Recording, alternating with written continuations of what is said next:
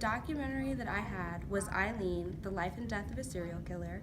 It was made in 2003 and it's by Nick Broomfield.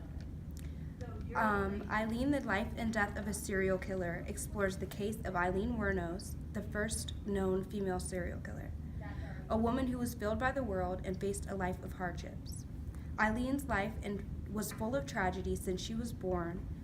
When she was only 6 months old, Eileen's mother abandoned her and moved to Texas.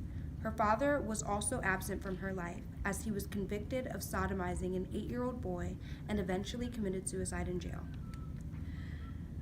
While this alone is troubling, as Aileen grew older, she faced many more troubles.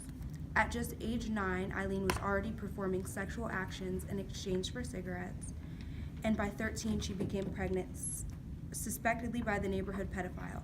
She gave birth to a baby boy who she put up for adoption and was kicked out by her grandparents. Aileen began living in the woods, sleeping on the snowy ground in what she described as a living hell, and selling herself in order to have somewhere warm to sleep.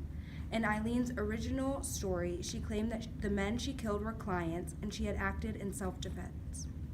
She gave extremely detailed accounts of horrifying rape and abuse. She truly seemed sincere and traumatized. In the original trial, there were many mishandlings and inappropriate actions. The fact that Eileen's mental health was ailing and she had borderline personality disorder was ignored.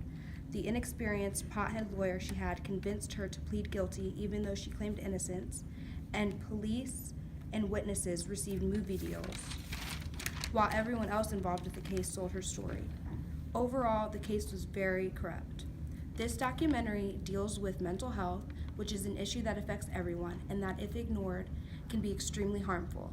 When people face trauma and suffer from serious mental issues, such as borderline personality disorder, they can start to break down, and if that goes unhelped, eventually spiral out of control. Eileen's story is an extreme example of this because of her illnesses. Eileen's life was damaged over and over again until eventually she was executed. This documentary shows that just because someone does wrong, they are not a monster and everything is circumstantial. I'm done.